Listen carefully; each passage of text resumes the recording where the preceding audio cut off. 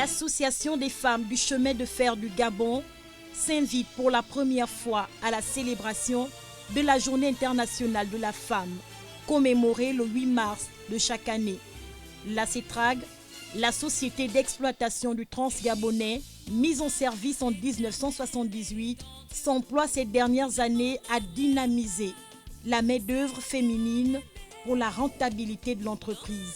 La direction générale, à la tête de laquelle Patrick Claas, a donc rehaussé de sa présence la présente cérémonie qui marque la sortie officielle de l'Association des femmes cheminotes du Gabon. La Journée internationale de la femme est toujours passée inaperçue au sein de la CETRAG. Pour cette année 2019, notre première sortie, effectivement, c'est pour faire comprendre aux femmes, aux cheminotes de la CETRAG que la journée de la femme qui est célébrée dehors est aussi la nôtre. Notre association, en fait, est un cercle qui prône la solidarité entre les hommes et les femmes qui travaillent tout au long du chemin de fer.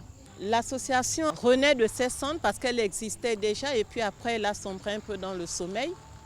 Donc on a remis sur pied cette association en février 2018. Dans la salle, la présence distinguée d'Honorine Zébitege, ancien ministre de la République, et de l'édile de la commune d'Ovendo, Jeanne Bagou, invité d'honneur pour la circonstance.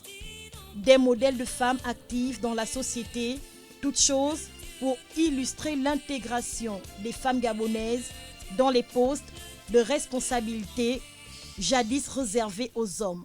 La vraie définition de la politique, c'est la gestion des affaires de la cité.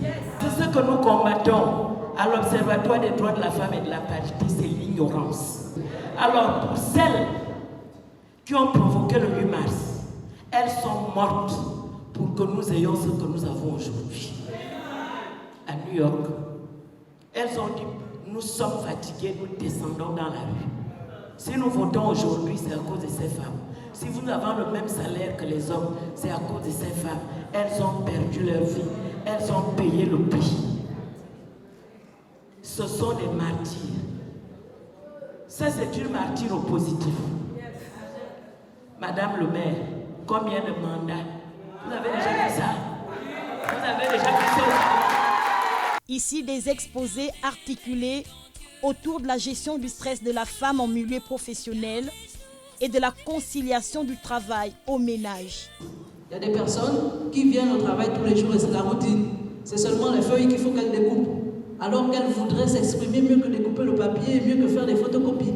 Entrer dans cette situation au quotidien peut amener la personne également à pouvoir se renfermer sur soi, à développer le stress. On vous fixe un objectif que vous-même vous savez dans votre fort intérieur qu'il va vous être difficile, compliqué, assurément de l'atteindre. Mais puisque c'est l'objectif qui a été assigné et que je n'ai pas toujours la parole, je ne peux pas contredire la hiérarchie, je me lance dans ça en sachant bien sûr qu'en réalité je ne vais pas l'atteindre.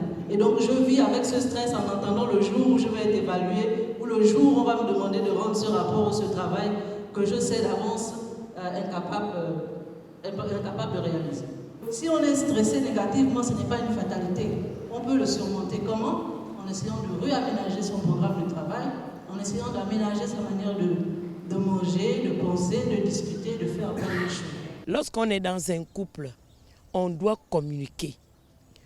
Vous avez des personnes qui sont toutes à la fonction publique, vous avez d'autres qui sont au privé, vous avez également les personnes qui ont des professions libérales.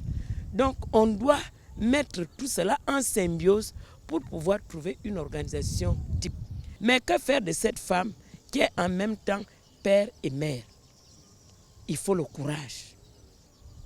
Et je disais au départ que la femme doit se connaître.